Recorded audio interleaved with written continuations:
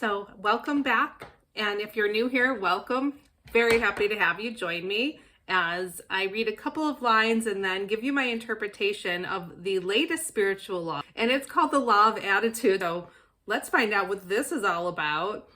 It says the fifth law of the physical universe, or law of the states of being, the power of imagination rules over will in the actions of this universe.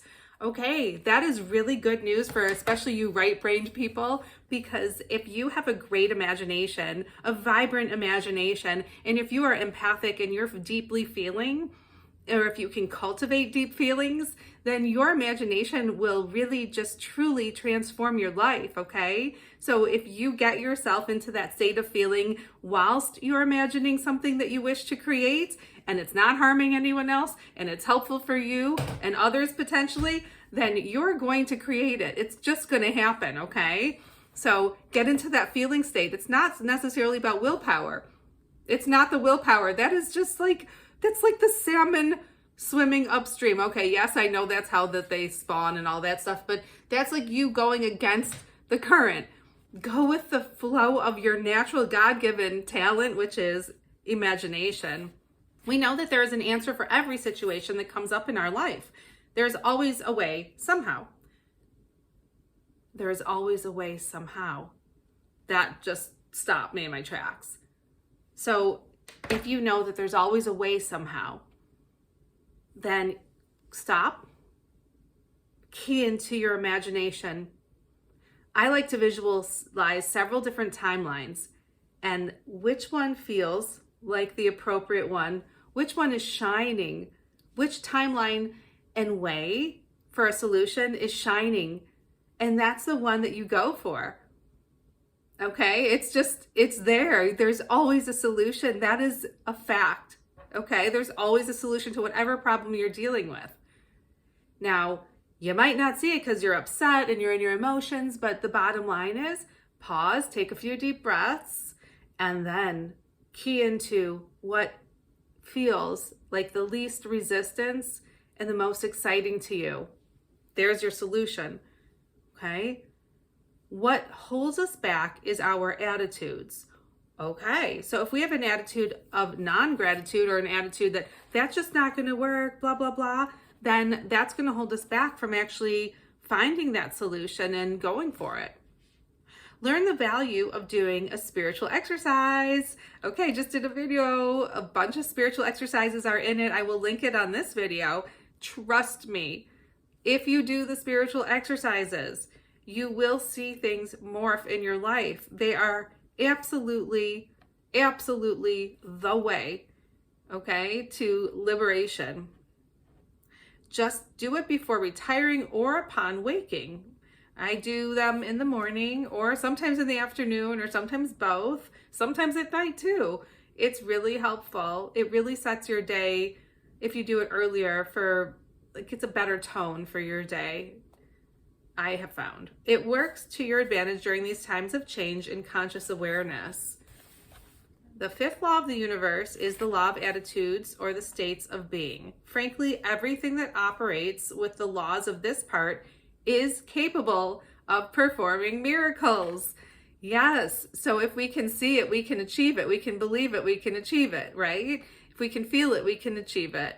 So we have to feel it, see it in our third eye, which is housed between the temples, because it is soul, which is sacred. You are soul, and it's housed between the temples in your head. Okay?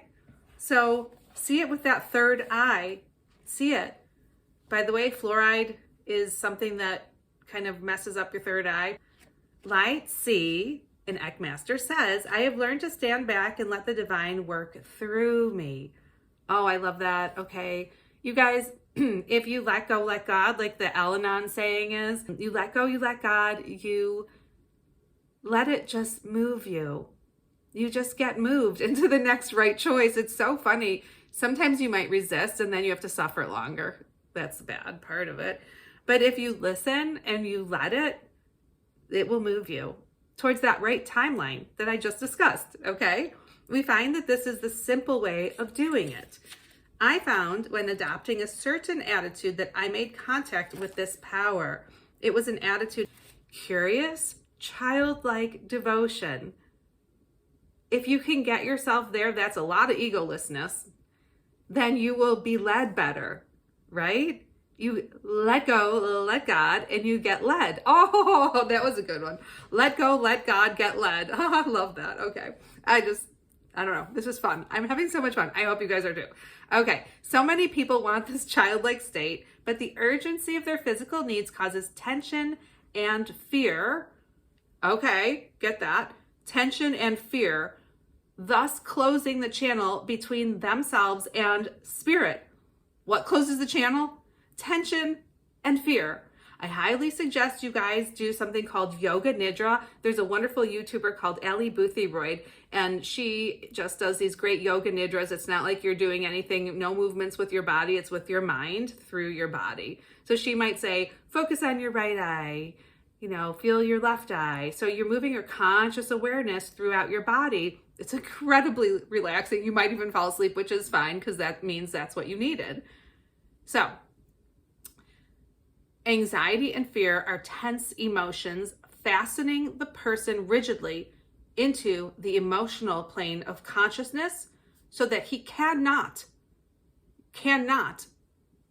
What cannot? Anxiety and fear, tension, makes it so you cannot reach the spiritual plane where things come true. The spiritual plane, here we go again, is the fifth dimension and higher. That's all love. Okay, it's love, light, and sound. Competition intensifies the attitude of tension. Tension springs fear. Fear rises out of excessive self-love. Excessive self-love cuts one off from the contact with the Ek, like pride, ego, I would say that is. Thus, the qualities leading to satisfaction, happiness, and growth are not achieved. So we want to avoid tension, fear, excessive self-love, or narcissism, okay? These are qualities that will take you off of your path of satisfaction, happiness, and growth. Anyone who recognizes his own selfless soul relaxes at once, for he can truly say, I and the Father are one, because you are. You are all sparks of God. You're all we are all brothers and sisters, you guys. You're my brother or my sister. Just, it's how it is. Okay. In this relaxed way, all channels from within are opened. Okay. Briefly, the law of attitude goes like this. It is the corrected feeling and pictures you carry in your mind constantly. If you decide to take a picture with a camera, let's say of a tree, and do so, you view the pictured tree in the viewfinder, also known as, the viewfinder. Okay, this is a little dated. After a few days, you get the pictures back from the camera shop, and you are not surprised to find that it's really a picture of a tree you took, because you took that picture. You know it should be a tree, not an apple, okay? This is simply the same way life works. When we think, when we imagine or image something in our minds, we are citing pictures in the viewfinder of the mind. The thought vibrations within us will deal with the exposed films we have made, and presently the finished picture comes into visibility in our lives. It's as simple as that. What you image, you create. So if it's a negative thing, you're going to get a picture back from the store of that negative thing showing up in your life. Okay? So try to focus on the most happiest timeline or image that you can. Every present thought solidifies into a future condition. Remember that the subtle forces within man are the same, but the important thing is the manner in which we call upon it. If we speak to it in negative terms, it responds in that manner. We impose self-limitations upon ourselves to give the power and opportunity to work through the subconscious mind. So we want to be loving and gentle and kind and positive with ourselves, not fearful and tense-filled, no, and stress-filled. So do what you have to do to get out of that negative mindset. Yeah, look inside. Where is the fear? Where is the tension? And what are you imaging in your mind? Just like normally. Like you're not even aware of it. Like become aware of what you're seeing. That's why meditation or spiritual exercises are so important, because it helps you see what you're actually seeing. How many millions of thoughts do we have in a day we're not even aware of? And especially if you don't meditate, especially if you don't do any spiritual exercises, then anything can come in. I mean, there's even 5G towers and TV shows and subliminals in commercials and that are affecting you. So you have to be hyper vigilant and guard the eyes, the nose, the mouth, the ears, the whole, ouch, the whole body from incoming negative forces. And then what's even worse is there's roots inside of you, roots that you had planted in there as a child, possibly even, that need to be excavated and pulled out so that you don't continue to have negative thoughts or patterns, okay?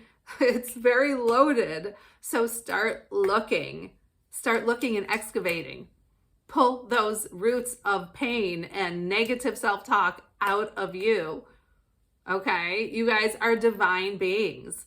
Do you understand that?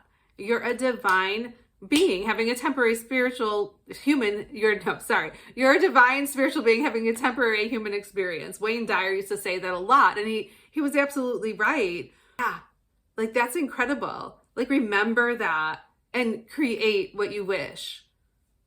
Don't focus on anything that is not serving you. Anything, anyone, anywhere. Just turn your camera to something that's pleasing. And guess what happens? It's not in your movie of life. Oh, that's good. It's not in your movie of life once you turn your camera away from the displeasing. Bye-bye.